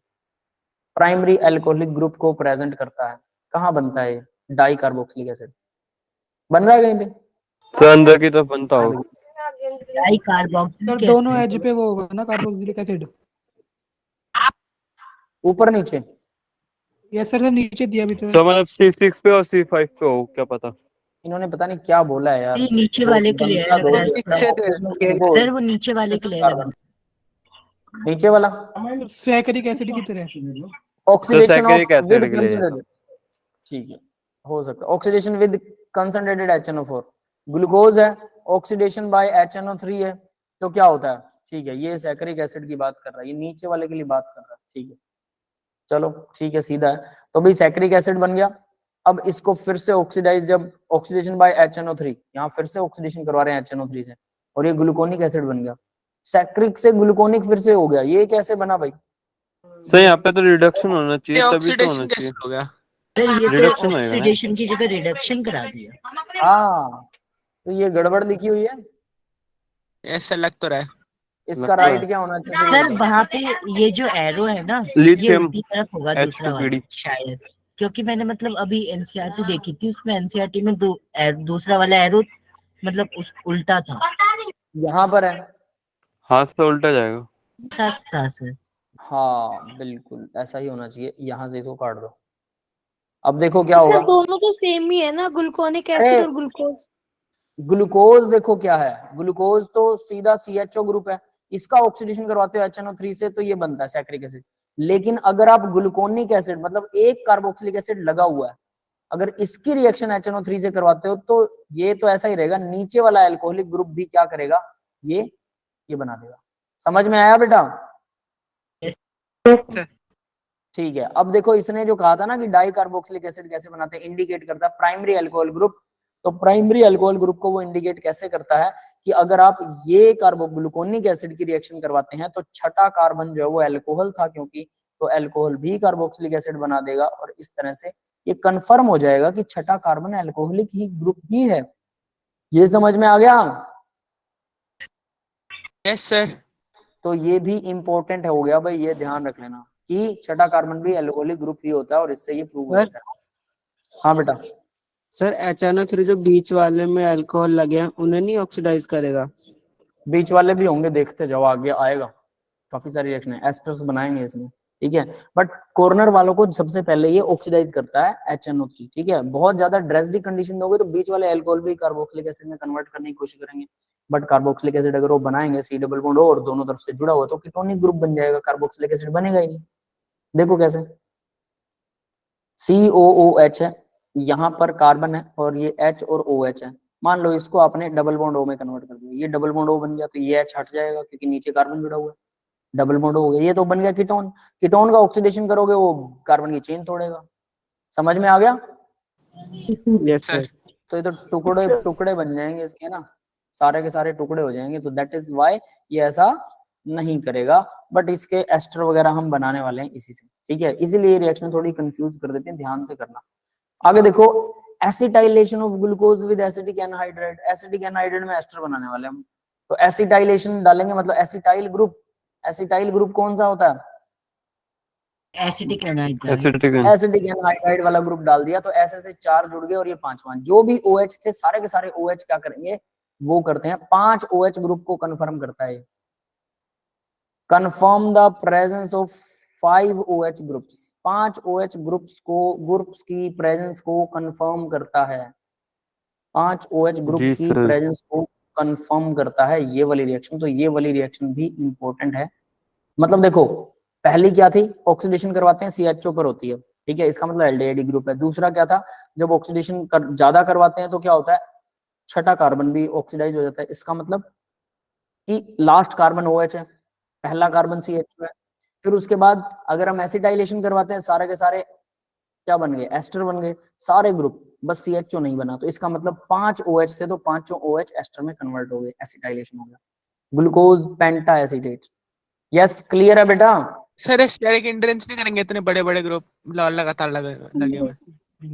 यहाँ ऐसा कुछ नहीं होता। अब मुझे नहीं पता कि यहाँ स्टेरिक हिंड्रेंस होना चाहिए कि नहीं होना चाहिए, और ये कैसा और सर स्ट्रक्चर लगातार 4 में हो गए मतलब। मैं मानता हूँ, I am agree with you, लेकिन मेरा ख्याल ये कहता है कि ये ग्रुप जो होते हैं ना वो ऐसे लेफ्ट राइट में, जैसे सीढ़ियां यूं गोल गोल, ऐसे गोल वाली सीढ़ियां देखी हैं, Yes, yes. देखिए एक इधर जुड़ गया, देखिए सर। एक इस तरफ जुड़ गया, फिर एक इस तरफ जुड़ गया, फिर एक ऊपर वाला इधर जुड़ गया, यस आपस में यस एक दूसरे से डिस्टेंस में आ जाते हैं। तो 3D स्ट्रक्चर इसका कुछ ऐसा होता है जिसकी वजह से बैलेंस्ड हो जाता है। तो इस वजह से ये स्टेरिक हिंड्रेंस नहीं क्रिएट करेगा। क्लियर है? ये बनता है, सच में है यस सर। ना?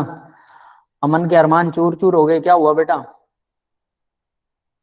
वो ग्लूकोज की बात कर रहा है। अच्छा ठीक है, तो चलिए। अमन को अरे एक बात बताइए आप लोग, आजकल बड़े चर्चा चल रही है उसकी, जानवर फिल्म की, किसी ने देखी? एनिमल है नहीं, सर नहीं, उसका नाम। नहीं सर। एनिमल नाम है? Sir, animal. सर यस उसका सर। नाम ही जानवर है, कौन देखेगा? हाँ, क्या बात, बहुत बढ़िया। सर, मैंने तो अपने सर, स्कूल में रणबीर बहुत कपूर की देखा फिल्म है। सर, इसलिए मैं दूसरी चीजें नहीं देखता सर। ठीक है, चलो सही है, सही है। सर सर, अरे टाइम मेरा टीचर, मेरी बात सुनो, सर। आपके स्कूल में डिजिटल बोर्ड है ना? No sir. सर नहीं है? डिजिटल है यार। हाँ हाँ अभी है, अभी IT लैब में है, हमें है। जाने नहीं देते सर, हमें भगा के मेरे करने के लिए नहीं है। चलो, जिनके स्कूल में डिजिटल बोर्ड है उनके स्कूल के अंदर ना अपने टीचर से बोलिएगा कि सर कभी तो हमें फिल्म दिखा दो, और वो आपको फिल्म दिखा देंगे, ठीक है? उनको बोलना चौक वाला है। सर लेकिन हमें सर, फिल्म इसमें देखनी होगी तो हम देखेंगे सर, एनिमल ही क्यों क्लास में देखेंगे? काफी लोग हैं ऐसे। रोहित इंटरेस्टेड नहीं है मूवीज में, अमन कह रहा है चौक वाला है, नहीं देखी सर मूवी। कोई बात नहीं, छोड़ो यार, मैं भी मूवीज का बहुत कम शौकीन हूँ। मैंने आज तक थिएटर में जिंदगी में 2 बार जाके मूवी देखी है। एक बार तब देखी थी जब मैं 5वीं क्लास में था, स्कूल वाले लेके गए थे, और पता है स्कूल वाले बिल्कुल लेट पहुंचे, लास्ट में नंबरिंग चल रही थी, वो खत्म हो जाती है ना मूवी, नंबरिंग चल रही है, तो हमने तब थिएटर का मुंह देखा था। मैंने कहा यार किस्मत ही खराब है, ठीक है। 10 मिनट बाद हम बाहर आ गए।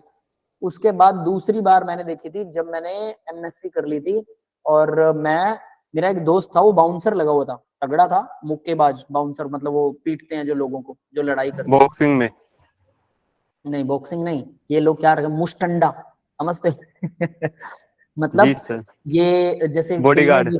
फिल्में देखने कौन आते हैं, फिल्में देखने के लिए ऐसे ही आते हैं, इधर उधर के आवारा लड़के भी आते हैं, लड़कियां भी आती हैं, तो वहां पर छेड़खानी भी हो जाती है, कुछ कपल्स भी आते हैं, तो गलत हरकतें भी होती है, तो उनको रोकने के लिए, उनकी लड़ाई को रोकने के लिए बॉडीगार्ड कह लो, वो लगा हुआ था मेरा एक दोस्त। तो वो हमें रोज बोलता था, मेरे को और मेरे एक दोस्त को, कहता है यार तुम लोग कभी नहीं आते मुझसे मिलने। मैंने कहा यार हमें फिल्में देखने का शौक ही नहीं है। फिर एक दिन उसने स्पेशल हमें बोला कि आज तो चलना पड़ेगा, तो हम लोग तब गए थे, मूवी देख के आए थे। रात को अकेले दोनों बैठे थे, मैं और मेरा दोस्त, पूरा थिएटर खाली। रात को वो भाई साहब जो थे, वो 2 बजे वाला शो हमें दिखा रहे हैं यार, पता नहीं 2 बजे वाला था, पता नहीं 11 बजे शुरू होता है, वो 2 सर बजे कहीं 3 बजे वाला दिखा रहे हो। 11 बजे शुरू था, 2 बजे खत्म होता है, ऐसा कोई शो था। तो वो दिखा रहे थे, वो शायद कोई 1-2 और लोग बैठे होंगे, हमने ध्यान ही नहीं दिया, अंधेरा था। तो उस दोस्त ने दिखाई थी, तब मैंने पहली बार थिएटर का मुंह देखा था। I don't like theatre, sir बकवास, पारिवारिक मूवी समझ ही नहीं दिखाते आई हैं। यार, समझ ही नहीं आई मूवी। इससे अच्छा मोबाइल में या टीवी पे अच्छी दिखती है। मैंने कहा लोग क्यों जाते हैं मूवी देखने, इतनी बड़ी स्क्रीन, बस हा लगी रहती है, कोई फायदा नहीं है। चलो अब केमिस्ट्री पढ़ते हैं, आगे देखते हैं। ओसा जोन फॉर्मेशन, इंपॉर्टेंट रिएक्शन। अभी ओसा जोन फॉर्मेशन होता क्या है? ओसा जोन, सारी रिएक्शन इंपॉर्टेंट है, आप यही कहने वाले हो थोड़ी देर में ना, सर आप हर एक रिएक्शन पे इंपॉर्टेंट लगा रहे हो। इसके साथ रिएक्शन है, रिएक्शन ऑफ फिनाइल हाइड्राजीन के साथ क्या बनता है? फिनाइल हाइड्राजोन, और इसी को ओसा जोन बोलते हैं, ग्लूकोसा जोन। फिनाइल हाइड्राजोन, ये रहा फिनाइल हाइड्राजीन, पीएच है, NH2 है, इसका H2 उड़ा दो, डबल बॉन्ड O के साथ लगा दो, लग गया। क्लियर है भाई? सर दूसरा देखो, अब इसने क्या किया है, ये ध्यान देने वाली बात है। तीसरा H और OH उल्टा है, ये मैंने बोला था आपको कि तीसरा H और OH ग्लूकोज में उल्टा होता है, ठीक है? इसका स्ट्रक्चर वो वाला याद जरूर रखना है। तो देखो उसने एक और किया, सेकंड कार्बन के साथ भी ऐसा कर दिया, डबल बॉन्ड NNH2PH, है ना, सेकंड के साथ भी। और अमोनिया अलग हो गया, PHNH2 अलग हो गया, PHNH2, ये कैसे अलग होगा भाई? सर 3 थे ना, 2 बन गए। प्लस वाटर, अच्छा हाँ ये 3 है, ठीक है, प्लस वाटर, ठीक है। तो इस तरह से ये 2 के साथ करेगा। तो देखो carbohydrate react with excess of phenyl hydrogen then osazone form. जब ये एक्सेस में यूज करते हैं, एक्सेस, तब ओसाजोन बनता है, और पहले 2 कार्बन के ऊपर बनेगा। एल्डिहाइड ग्रुप, अब हम ये कहें लास्ट वाले के साथ क्यों नहीं बना, एल्डिहाइड ग्रुप के साथ लगते कार्बन के साथ ही बनेगा। अब ये याद रखना पड़ेगा, इसका कोई बहुत बड़ा लॉजिक है नहीं। स्ट्रक्चर ऑफ ग्लूकोज, तो भाई यहाँ से हमने काफी सारी रिएक्शनें करी, और यहाँ से अंदाजा लगा कि ओसाजोन फॉर्मेशन करता है। तो स्ट्रक्चर ऑफ ग्लूकोज क्या होता है, मतलब अब हम स्ट्रक्चर की बात करेंगे, ठीक है? जब, ठीक है, तो देखिए जरा, पहला है ओपन चेन स्ट्रक्चर है, साइक्लिक स्ट्रक्चर है। दो तरह के, मैंने ओपन चेन तो आपको बता ही दिया, this one is open chain structure, ठीक है। एक साइकिल स्ट्रक्चर भी, साइक्लिक स्ट्रक्चर भी है, वो भी आएगा। डी ग्लूकोज का स्ट्रक्चर है, एल ग्लूकोज का स्ट्रक्चर हमारे मतलब ये नेचर में नहीं होता, डी ग्लूकोज नेचर में होता है, ठीक है। सॉरी भाई, छींक क्यों आ रही है मुझे, वायरल होने वाला है क्या, मेरे कान भी ठंडे हो रहे हैं आज।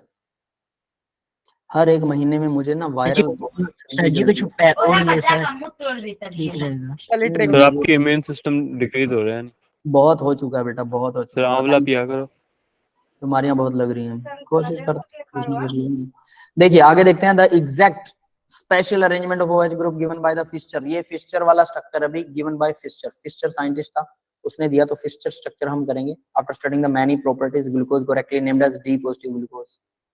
डी का मतलब बड़ा डी, बड़ा डी का मतलब ग्लिसरैल्डिहाइड, ये देख लो, अब फिर से स्टीरियो बता रहा हूँ, ग्लिसरैल्डिहाइड का ये स्ट्रक्चर होता है, ये वाला जो ग्लिसरैल्डिहाइड का स्ट्रक्चर है ये डी है, बड़ा डी। नीचे वाली शक्ल, पैर, नीचे वाले पैर इस फॉर्म में हो तो वो डी है, मतलब वो राइट पैर है, ये समझ लो, राइट लेफ्ट मत करो, खैर डी पैर है। और नीचे वाले अगर पैरों का स्ट्रक्चर ऐसा है, सबसे नीचे वाला पार्ट किसी भी शुगर का अगर ऐसा है तो वो एल है। और कमाल की बात यह है, डी वाला जो है पॉजिटिव है, पॉजिटिव और डी में डिफरेंस है, पॉजिटिव बोले तो छोटा डी, पॉजिटिव इक्वल होता है छोटे डी के, नेगेटिव छोटा है, नेगेटिव का मतलब होता है वो इक्वल होता है छोटे एल के, ये चीज याद रखना, ठीक है। अब छोटा डी और छोटा एल मतलब ये दोनों छोटा डी और छोटा एल है, तो डी का मतलब डेक्स्ट्रो रोटेटरी है, तो यहाँ पॉजिटिव मतलब डी है, मैं यहाँ डी भी लिख सकता था, तो डेक्स्ट्रो रोटेटरी, और ये लीवो रोटेटरी। अब हमें ये प्रॉब्लम हो जाती है कि माइनस को हम लीवो रोटेटरी समझते हैं, है भी वो छोटा एल समझते हैं, लेकिन उस माइनस के साथ में ही क्या लिख रखा है, एल भी लिख रखा है, बड़ा भी, तो हम छोटे और बड़े एल को बराबर समझने लग जाते हैं। मतलब कोई भी अगर बड़ा एल लगा हुआ है तो हम उसको समझते हैं कि माइनस ही है, बड़ा एल माइनस के बराबर नहीं है, वो तो सिर्फ नीचे वाली पैरों की शक्ल है। यस, क्लियर है ये बात? Yes sir. मैंने बहुत मतलब मार के पहले भी समझाई है, तो याद रख लेना। अब देखो किसी भी ग्लूकोज को डी ग्लूकोज, नीचे वाले पैर कैसे हैं, इससे डी ग्लिसरैल्डिहाइड से मिल रहे हैं, तो ये डी ग्लूकोज हो गया, ठीक है। अब भाई पॉजिटिव है या नेगेटिव, ये जो बाकी माइनस लग रहे हैं, माइनस नहीं, ये हाइफन है, याद रख लेना, these are hyphens. Yes sir. Hyphen को नेगेटिव मत गिन लेना, ब्रैकेट वाला साइन पॉजिटिव है, पॉजिटिव मतलब देखो अल्फा पॉजिटिव, जैसे एंगल बता रहा है 52.7, मतलब ये लाइट को 52.7 डिग्री पर रोटेट करेगा, इसलिए ये पॉजिटिव है, पॉजिटिव मतलब छोटा डी, और ये नेगेटिव है। दूसरा देखो ये इससे मिल रहा है एल ग्लिसरैल्डिहाइड से, तो इसका नाम होगा एल, क्योंकि ग्लिसरैल्डिहाइड के कौन से फॉर्म से मिल रहा है उसकी वजह से बड़ा डी या बड़ा एल आता है। जो नेगेटिव या पॉजिटिव प्योरली एक्सपेरिमेंटल होता है, ये नेगेटिव है क्योंकि 52.7 पर ही है, दोनों सेम ही मॉलिक्यूल हैं, तो same he degree of rotation रहने वाला है, 52.7, एक पॉजिटिव होगा एक नेगेटिव होगा। यस, क्लियर है बेटा सबको? Yes sir. ठीक है, पहले हमने अलग अलग क्यों किया था, फिर ग्लूकोज और फ्रुक्टोज थे, वो फ्रुक्टोज मॉलिक्यूल ही बदल गया, इसलिए उसका 92 पॉइंट समथिंग हो गया था, याद है? अभी अभी किया, पहले नहीं किया सर, अभी बताया पहला रिएक्शन जो बताया था। ठीक है, आगे बढ़ते हैं अब जरा। तो ये अब आपको ग्लूकोज का स्ट्रक्चर समझ में आ गया होगा। थर्ड कार्बन में H और OH अलग होते हैं, ये याद रख लेना, दैट इज ग्लूकोज का स्ट्रक्चर। थर्ड कार्बन में H और OH अलग है, बाकी सारे सेम है, तो बाकी सारे सेम करते करते लास्ट वाले H और OH भी पलटने पड़ेंगे, तभी वो L बनेगा। क्लियर है बेटा? Yes sir. ठीक है, आगे बढ़ते हैं। नेक्स्ट देखो भाई, एपीमर क्या होते हैं, बहुत आसान सा एक क्वेश्चन आता है, epimer, what are the epimers. एक मिनट रुको,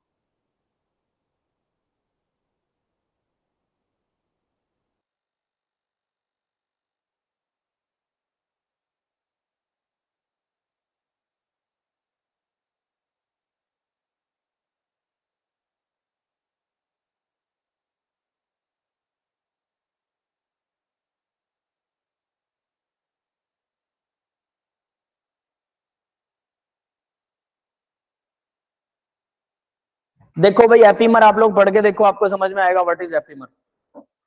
पढ़ा किसी ने क्या? यस सर, आ गया। आ गया। यस भाई सर। एपीमर क्या होते हैं, चलो बताओ फिर। C2 कार्बन में जो एक दूसरे से रिवर्स होते हैं वही एपीमर होते हैं, और कुछ नहीं, घंटा एपीमर है, ठीक है। बट याद रखने वाली चीज है, इसलिए इंपॉर्टेंट है, दैट इज वाई। तो ये भाई एपीमर, इंपॉर्टेंट डेफिनेशन है एपीमर। तो ग्लूकोज के अंदर जो सेकंड कार्बन के अगेंस्ट H और OH अगर अलग हो सेकंड कार्बन में, दीज आर एपीमर। तो देखो जनरल ग्लूकोज, ये तो ग्लूकोज ही है, कोई दिक्कत ही नहीं है। अब ध्यान देना, थर्ड कार्बन तो दोनों में अलग है, ग्लूकोज ही था, बाकी सारे कार्बन सेम है, ग्लूकोज ही है, लेकिन सेकंड कार्बन H और OH को पलट दिया। सिर्फ इसको पलटने पर इसका नाम पलट गया, मैनोज बन गया। हाँ भाई, क्लियर है सबको? Yes yes sir. और अगर वो C2 कार्बन की कॉन्फ़िगरेशन से अलग है, different configuration only at the second carbon, so called C2 epimer, इसको C2 एपीमर बोलेंगे। थर्ड पर हो तो C3 एपीमर बोलेंगे, बस बात खत्म। ठीक है बेटा, क्लियर है? Yes sir. Same configuration remain at the epimer बोलते हैं भाई, डिफरेंट कॉन्फ़िगरेशंस एक्टिव डायस्टीरियोमर्स होते हैं। आगे देखो साइक्लिक स्ट्रक्चर ऑफ ग्लूकोज, तो हमने ये तो कर लिया, ठीक है, फ्लैट स्ट्रक्चर कर लिया। अब साइक्लिक स्ट्रक्चर की बात करते हैं कि साइक्लिक स्ट्रक्चर ऑफ ग्लूकोज क्या है। तो साइक्लिक स्ट्रक्चर में देखिए क्या आता है। Glucose does not give 2,4 DNP test, Schiff's test को नहीं देता ग्लूकोज। भाई अगर एल्डिहाइड है तो ये तो देना चाहिए, 2,4 DNP के साथ तो रिएक्शन करनी चाहिए, बट यस सर, ये तो नहीं करता। Glucose doesn't addition product, NaHSO4 को भी ऐड नहीं करता, एडिशन ये नहीं बनाता NaHSO3 का। Penta acetate of glucose does not react with NH2OH, जो पेंटा एसीटेट हमने जोड़े थे ग्लूकोज के साथ, वो NH2OH के साथ नहीं रिएक्शन करता। उसे करना चाहिए NH2O के साथ हाइड्रोक्साइन बनाना चाहिए, N डबल बॉन्ड है ना, और OH ये बनाना चाहिए, बट वो नहीं बनाता। अब इन रिएक्शंस को जो एल्डिहाइड करता है ये नहीं करता, तो इसकी वजह है। D glucose found in the exist two different crystalline form में, अल्फा और बीटा। सबसे पहले तो ये याद रख लेना, अल्फा और बीटा ग्लूकोज होते हैं। डी ग्लूकोज खुद एक अल्फा होता है, एक बीटा होता है। अल्फा का मेल्टिंग पॉइंट दे रखा है 419 केल्विन, बीटा का मेल्टिंग पॉइंट दे रखा है 423 केल्विन। अब ऐसा क्यों होता है, ये अल्फा बीटा क्यों बनाते हैं? डी पॉजिटिव, ध्यान दे लेना, दोनों ग्लूकोज हैं, दोनों डी पॉजिटिव है, कोई फर्क है नहीं है, लेकिन एक का नाम है अल्फा, एक का नाम है बीटा। अब ये अलग कैसे हो गया? ध्यान दो भाई जरा इन दोनों स्ट्रक्चर्स पर। ये हमारे पास नॉर्मल ग्लूकोज का स्ट्रक्चर है, इसमें पांचवा कार्बन अटैक करेगा पहले कार्बन पर, इसका H मतलब इसका ऑक्सीजन यहां पर बॉन्ड बनाएगा, ऑक्सीजन ये इधर चला जाएगा तो इसका H यहां से यहां चला जाएगा। क्लियर है? यस रिएक्शन ऑक्सीजन बॉन्ड बनाएगा, मैं यहाँ पे इसको ऑक्सीजन से टैग करता हूँ, ऑक्सीजन से लोन पेयर लेके जाएगा, ये ऑक्सीजन से लोन पेयर लेके जा रहा है, H जो है वो H इसके साथ लग जाएगा, ठीक है। तो H OH इसके साथ लगेगा, O के साथ डबल बॉन्ड O के साथ, ये डबल बॉन्ड O इधर जाएगा और ये साइक्लिक बन गया साइक्लिक। अब ये H और OH, तो देखो एक तो बन गया OH, ठीक है, ध्यान दो, एक तो बनेगा OH, यहाँ पे OH लगेगा और एक के साथ H लगा हुआ है कार्बन के साथ ही। तो H और OH अगर ऐसे होते हैं या फिर ऐसे होते हैं, दोनों हो सकते हैं अलग अलग, ये अल्फा बीटा फॉर्म्स है। फर्स्ट कार्बन के H और OH अलग अलग हैं साइक्लिक ग्लूकोज में, ये है अल्फा और बीटा फॉर्म्स। क्लियर है? याद रहेगा सबको alpha beta form? Yes sir. ठीक है। एपीमर सेकंड कार्बन में HOH अलग हो एपीमर, फर्स्ट कार्बन में H और OH अलग हो alpha beta form of glucose. अगर वो ग्लूकोज है तो फ्रुक्टोज है तो फ्रुक्टोज होगा, साइक्लिक स्ट्रक्चर। उन्हें एनोमर्स भी बोलते हैं। these are anomers also, right? ठीक है भाई, ये समझ में आ गया सबको? Yes sir. तो देखो दोनों में सिर्फ H और OH की कंडीशन अलग होने से दोनों का मेल्टिंग पॉइंट अलग हो गया। मेल्टिंग पॉइंट अलग होगा तो फिर कुछ और चीजें भी अलग हो जाएंगी, है ना?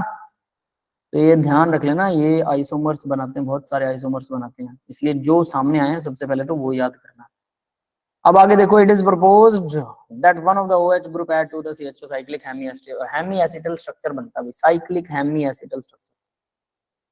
ये स्ट्रक्चर साइक्लिक हेमीएसिटल है, दोनों के दोनों अल्कोहल जोड़ रहे हैं ना एल्डिहाइड या कार्बोक्सिलिक एसिड में। Yes yes sir. हेमीएसिटल ही बनेगा, बात खत्म। एक और अल्कोहल जोड़ दोगे तो कंप्लीट, लेकिन दूसरा अल्कोहल जोड़ने की जगह ही नहीं बची, क्योंकि ये क्या बना रहा है, ऑक्सीजन यहाँ आ गया, देख लो इसने यहाँ ऑक्सीजन रख रखा है, तो क्योंकि ये साइक्लिक बन गया तो दूसरी रिएक्शन तो नहीं होने वाली। हाँ, कंप्लीट एसिटल तो यहाँ पर ऐसे तो नहीं बनेगा। आगे देखते हैं भाई, तो 6 मेंबर्ड रिंग को ग्लूकोज को पायरानोज बोलते हैं। पायरानोज क्यों बोलते हैं? ग्लूकोज की 6 मेंबर्ड साइक्लिक रिंग जो है उसका नाम जो है वो glucose is called pyranose structure. Analogy with pyrone, pyrone के साथ एनालॉगी मतलब वो उससे सिमिलर मिलता है। This is pyrone, pentagonal ring, double bond और ऑक्सीजन लगा हुआ, दिस इज पायरोन। और पायरानोज, ग्लूकोपायरानोज स्ट्रक्चर क्या होगा? Alpha D positive glucopyranose. Alpha D positive glucopyranose, beta D positive glucopyranose. अब ये भी रट्टा मारने हैं भाई। हावर्थ स्ट्रक्चर ऑफ ग्लूकोज बोला जाता है। पहले वाले फिस्चर थे, वो जो सीधे सीधे कार्बन की चेन में ऐसे कार्बन लगे होते हैं, एचओएच लगे होते हैं, वो फिस्चर वाले फॉर्मूला, फिस्चर वाला स्ट्रक्चर है। ये है साइक्लिक स्ट्रक्चर, जिसको हावर्थ स्ट्रक्चर भी बोलते हैं या पायरानोज स्ट्रक्चर भी बोलते हैं। ठीक है बेटा।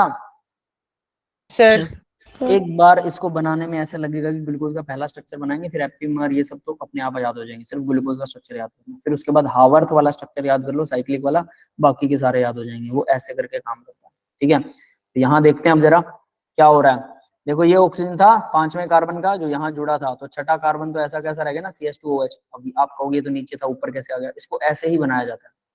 ठीक है, तो ये 5वें कार्बन वाला। अब यहाँ देखो H और OH, ये पहला कार्बन है लिखा हुआ है, H और OH, H और OH। तीसरे कार्बन में उल्टे थे HOH, उल्टे हैं, यस और नॉट? यस सर फोर्थ में फिर से सेम है। और अगर आप कहेंगे कि 5वें में सर ये 5वें में H और OH उल्टा क्यों? भाई H नीचे आ जाएगा 5वें में भी, और CH2OH है, एक्चुअल में HOH नहीं है, ये CH2OH है, इस वजह से 5वें में भी ये उल्टा हो जाएगा। That's it.